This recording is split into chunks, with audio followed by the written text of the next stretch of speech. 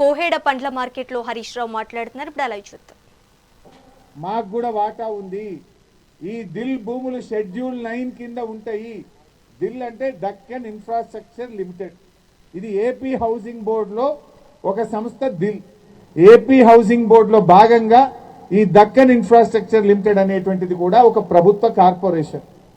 ఆ భూములు రాష్ట్రం విడిపోయినప్పుడు ఆంధ్రప్రదేశ్ ఏమంటుంది, ఈ ఏపీ హౌసింగ్ బోర్డు భూముల్లో ఈ దిల్ భూముల్లో మాకు కూడా వాటా ఉంటుంది, జనాభా ప్రాతిపదికన ఈ భూముల్లో మా లెక్క మాకు రావాలి అని చెప్పి కేంద్ర ప్రభుత్వం దగ్గర ఫిర్యాదు చేసిండ్రు. మన తెలంగాణ హైకోర్టులో కూడా కేసేసి ఒక ఆర్డర్ తెచ్చిండ్రు. ఇలా థర్డ్ పార్టీ ఇంట్రెస్ట్ను క్రియేట్ చేయొద్దు, థర్డ్ పార్టీకి భూములు కేటాయించొద్దు అని హైకోర్టు ఆల్రెడీ ఆర్డర్ ఇచ్చింది. ఆ భూములు ముట్టద్దు అని చెప్పినాక ఇప్పుడు ఏం చేస్తుండ్రు, ఈ భూమి మొత్తం మేము ఎవరికో దళారులకు అప్పచెప్తాం, మీరు పోయి ఆ దిల్ భూములలో మార్కెట్ కట్టుకోండి అంటుండ్రు. అంటే ఆ భూమి వచ్చేది లేదు, మార్కెట్ కట్టేది లేదు. ఇది మాత్రం అమ్ముక దొక్కుతాం. ఇప్పుడు ఆ దిల్ భూములలో ఎంత పంచాయతీ ఉన్నది, ఆడెన్నో 233 ఎకరాలు ఇస్తున్నాం మీకు అని అన్నారు. అందులో ఆల్రెడీ ఓఆర్ఆర్లో 33 ఎకరాలు పోయింది. అందులో ఒక గుడి ఉన్నది, 25 ఎకరాలలో గుడి ఉన్నది ఆ భూములల్లో. అందులోకెళ్ళే ఒక రోడ్డు పోతున్నది. అందులోనే 4 ఎకరాలలో సబ్ రిజిస్ట్రేషన్ ఆఫీస్కు శాంక్షన్ చేసిండ్రు. అందులో పాపం ఇందాక 2 మహిళలు మాట్లాడింది కదా, వీళ్ళు మాట్లాడింది ఈ భూమి గురించి కాదు, ఆ భూమి గురించి. ఆ భూమిలో ఒక 40-50 ఎకరాల ఎస్సీలు ఎంక్రోచ్మెంట్ ఉన్నారు. ఎంక్రోచ్మెంట్ అంటే వాళ్ళు అక్కడ సాగు చేసుకొని బతుకుతున్నారు. ఆ అమ్మ మాట్లాడింది, ఈ అమ్మ మాట్లాడింది అదే. ఈ భూమి గురించి కాదు. ఈ భూమిలో ఆల్రెడీ డబ్బులు ఇచ్చేసినాం, ఇక్కడ రైతులకు ముట్టినాయి, ఇక్కడ ఇబ్బంది లేదు.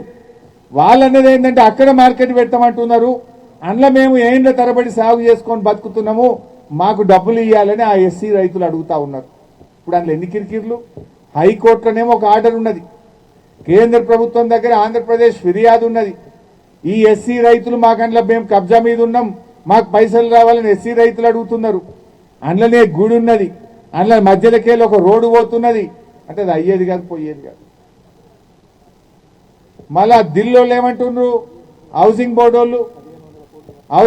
వాళ్ళు 1500 కోట్లు కట్టమని మార్కెటింగ్ శాఖను అడుగుతున్నారట. ఇదేమో మార్కెటింగ్ శాఖ తన సొంత పైసలు పెట్టి 10 కోట్లు పెట్టి ఈ భూమి కొన్నది మార్కెటింగ్ శాఖ. ఈడ అంతర్జాతీయ మార్కెటింగ్ వ్యవస్థ నిర్మాణానికి 350 కోట్ల డబ్బులు డిపాజిట్ చేసి పెట్టింది మార్కెటింగ్ శాఖ. భూమిని ఆగం చేస్తారంటే మనకు చెట్ల పొన్న గుట్టల పొన్న బొమ్మంటారు. ఆ గుట్టలలో హైకోర్టు కేసు ఉన్నది, ఆంధ్రప్రదేశ్ పంచాయతీ ఉన్నది, ఎస్సీల పంచాయతీ ఉన్నది, అందులో గుడి ఉన్నది, మేడమిట్లకెలో రోడ్డు ఉన్నది. అంటే ఇది అయ్యే ముచ్చట కాదు. మార్కెట్కు మంగళం, భూమి మాత్రం కథ, భూ బకాసారులో మయం చేసే కథ. అంటే ఈ భూమి మీద కన్ను పడ్డది. సబితకు అన్నట్టు సూర్యుడు చుట్టూ భూమి తిరిగితే రేవంత్ రెడ్డి భూమి చుట్టూ తిరుగుతుండు. రేవంత్ రెడ్డి భూమి చుట్టే తిరుగుతుండు, ఏడ భూమి కనబడ్డది మాయమిగా. ఇప్పుడు ఈ భూమి మీద కన్ను పడ్డది. ఇది మంచిగా కట్నే ఇల్లు పెట్టిన పోయే తయారున్నది.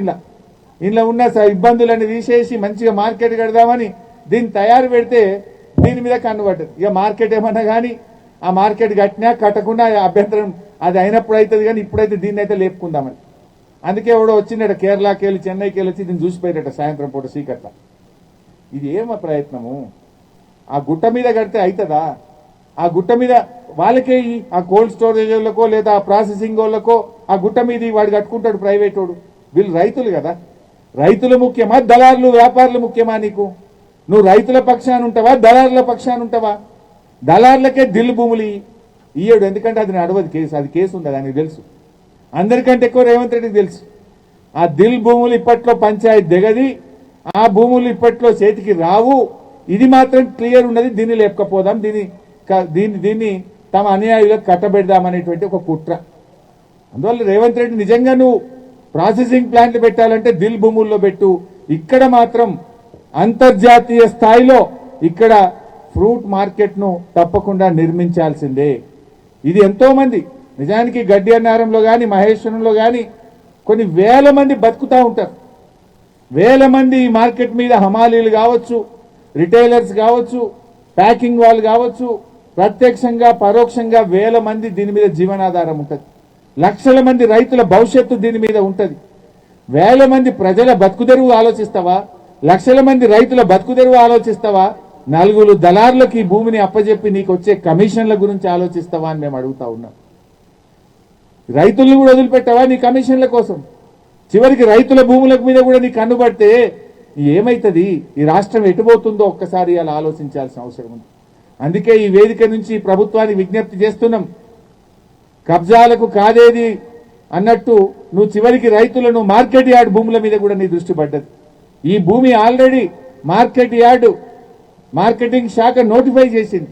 మార్కెటింగ్ శాఖకి ఈ భూములు అప్పచెప్పడం జరిగింది. మార్కెటింగ్ శాఖ ఆధ్వర్యంలో ఇక్కడ ఫౌండేషన్ స్టోన్ వేయడం జరిగింది. మార్కెటింగ్ శాఖ ఆధ్వర్యంలో 350 కోట్ల నిధులు సమీకరణ చేయడం జరిగింది. మార్కెటింగ్ శాఖ ఆధ్వర్యంలో 1000 కోట్ల రూపాయలతో ప్రణాళిక సిద్ధం చేయడం జరిగింది. దాన్ని ముందుకు తీసుకుపోండి, రైతుల భవిష్యత్తు ఆలోచించండి. నువ్వే అంటున్నావు కదా నిన్న ఇవాళ పంట మార్పిడి అంటున్నావు. మరి కూరగాయలు పండించే రైతులు, పండ్లు పండించే రైతుల కోసం ఇంకా మంచి మార్కెట్ కట్టాలని ఆలోచన చేస్తావా? ఉన్న మార్కెట్ను ఆగం చేస్తావా? ఉన్న మార్కెట్ను లేకుండా భూములను కబ్జా పెడతావా? నువ్వు చెప్పే పంట మార్పిడికి నువ్వు చేసే పని ఏమున్నది?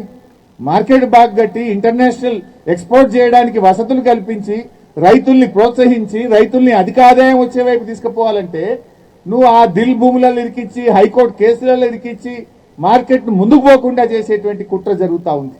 అందువల్ల ఇవాళ రైతు సోదరుల పక్షాన రైతుల కోసం మేము ఇక్కడికి వచ్చాం. చాలా రోజుల నుంచి పెద్దలు కిషన్ రెడ్డి గారు అసెంబ్లీ జరిగేటప్పటి నుంచి అడుగుతా ఉన్నారు, ఈ భూమి ఇక్కడ మార్కెట్ను మనం కాపాడాలి, మనం పోరాడాలి,